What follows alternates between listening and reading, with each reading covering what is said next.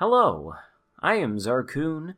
This is World of Warships Legends. Today I've got a domination mode battle for you on the map Shards, featuring the Tier 7 Premium American battleship Massachusetts, which is being driven for us today by MigmanKing 31, who sent in this replay to me on my Discord server some time ago.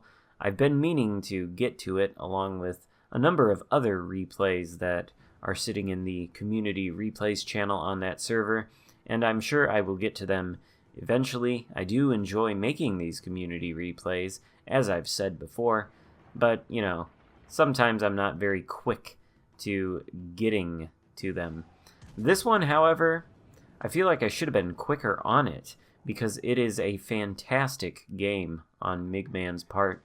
You can see he spawned north of the Charlie Cap here, or rather south of the Charlie Cap here on Shards. He's pushing into it now. We've got a Bismarck, a Belfast, and a Baltimore in front of us. And to the west over there, a Roma, some other battleship near the Bravo Cap. Bit of a risk pushing into the cap this aggressively. However, there are no destroyers on either team, so there really isn't at least a concealed torpedo threat to worry about, and in fact there is no torpedo threat of any kind to worry about on this flank because none of the three enemy ships actually have torpedoes. The only concern is that perhaps some of the red ships in the Bravo Cap might aim their guns this way and get access to Migman's broadside, but that doesn't end up happening. And he is going to push in toward this island, put it between himself, the Bismarck, and the Belfast, and make it so that only the Baltimore is really able to shoot at him. Aside from, again, the ships near the Bravo Cap, but I don't think any of them actually are going to take any shots across the map. Migman is slowing down now, though, still under fire from that Belfast, perhaps wondering whether he should stay inside of this cap and attempt to secure it, but obviously with the Baltimore coming around the corner like that, any hopes of securing the cap are dashed. That Baltimore is only going to continue to reset him. In any case, Migman has succeeded in putting the island between himself and the Bismarck, so it really just is the Baltimore now. Migman's secondaries are opening up. They're not really scoring any damaging hits, but the main guns are having no problems punching through the Baltimore's armor. 11k there. No Citadel hits. The Citadels are tricky to find on these American cruisers. They extend above the waterline in the center of the ship, sort of right under the superstructure, and then they are below the waterline on the front and the back of the ship. So if your shells hit there, which is where Migman shells have been hitting, then you tend to only get armor-piercing penetrations or, more commonly, over-penetrations, but Migman is able to kill that Baltimore for his first kill of the game. Bismarck is coming around the corner now, so Migman is changing course and fully turning around to engage the Bismarck, but Belfast is still out there. So, it looks to me, I should make a little aside here, that Migman has not spec'd WD-40 into these turrets. I will say that I think Mikhail Kedrov is a great inspiration if you are using Willis Lee or maybe Optimus Prime or even that Justinian Lions guy. I'm not sure what his skills are. I guess he's more like Sims, so maybe Willis Lee or Optimus Prime, the two Brawling type commanders that allow you to use the Porcupine skill to extend the range of your secondaries. I'm pretty sure Migman here is using one of those commanders. The downside is that those commanders don't come with gyrating drill bits, and in order to choose Porcupine to increase the range of your secondaries, you do have to give up the other skill that Willis Lee and Optimus Prime have that do increase the turret speed, As a result, the base turret traverse speed on the Massachusetts turrets is something like 45 seconds, and that does make it difficult to get your guns on target immediately, and I think you saw some of that there with the turrets not being quite able to shoot at the Belfast. But they are able to get on target on the Bismarck here, who is inside of the Charlie cap. It looks like he has probably flipped it, given that the cap is red, and for whatever reason, the Bismarck decides that he must angle at the blue battleship to the south of the Charlie cap and expose as much broadside as possible to the Massachusetts 6.6 kilometers away from him. Secondary hits are raining down from both the Massachusetts and the Bismarck, but as you can see, the Bismarck is in the most danger here. MigMan has already removed a significant portion of the Bismarck's hit points, and he's poised to do it again almost immediately.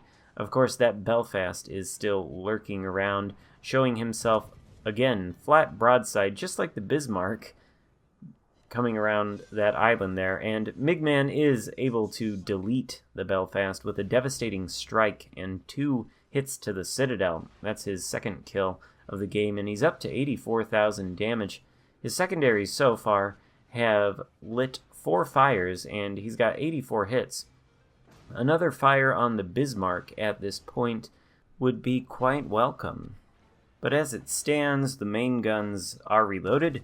A shot is out. Bismarck is now angled, still able to get nearly 10,000 damage off of him with that salvo.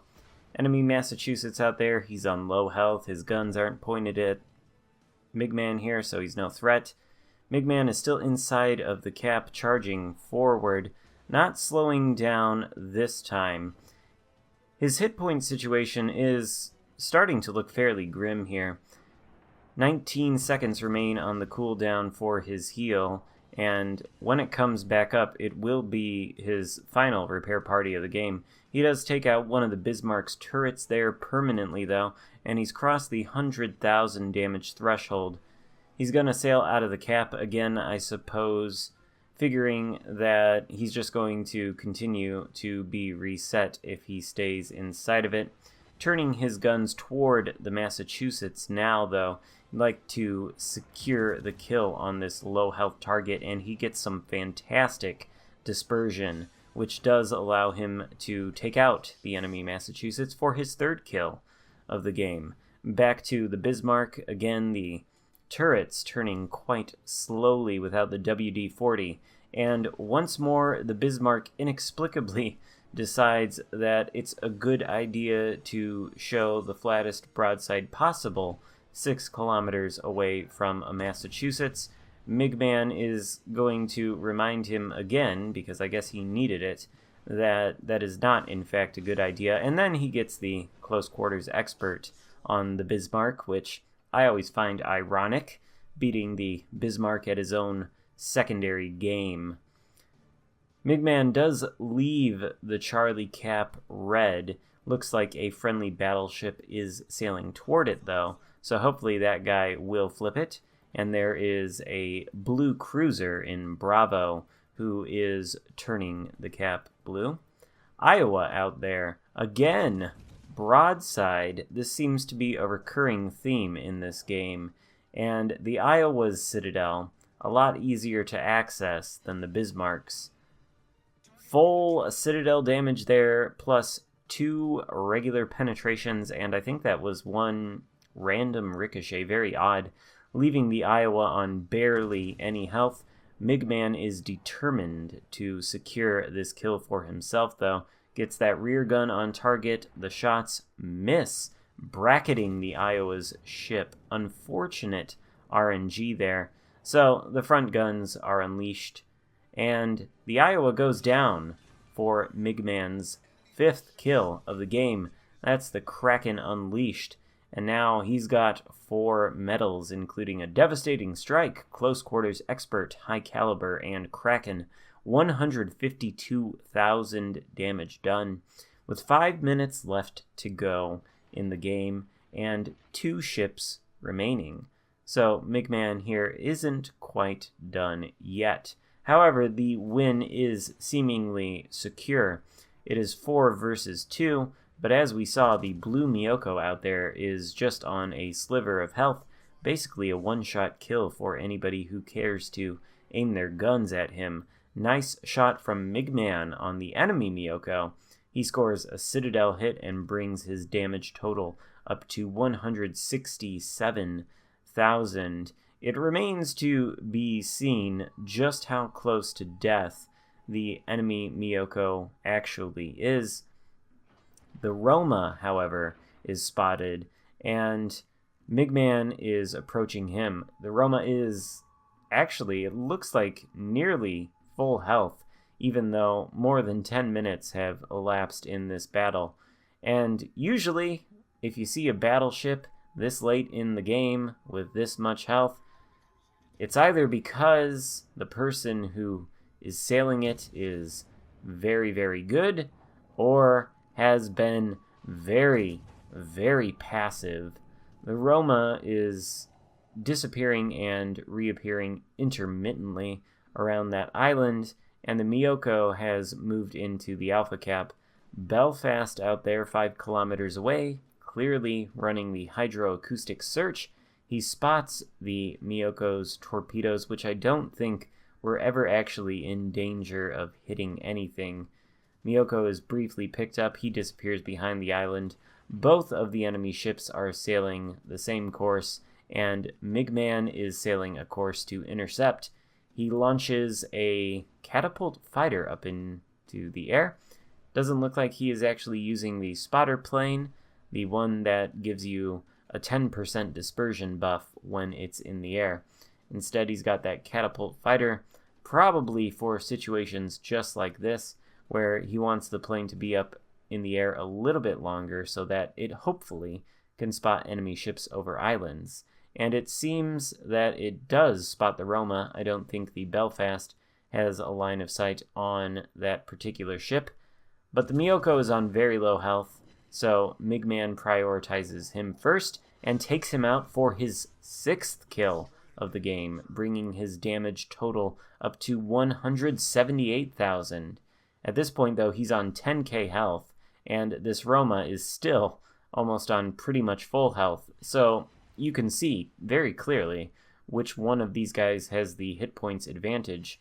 The Roma gets distracted, though, because the Belfast has appeared, and he's pointing his guns at the British cruiser while exposing flat broadside once again to MigmanKing, and he gets punished severely for it. I think that was a 31,000 damage salvo. Unfortunately, he hits MigMan back.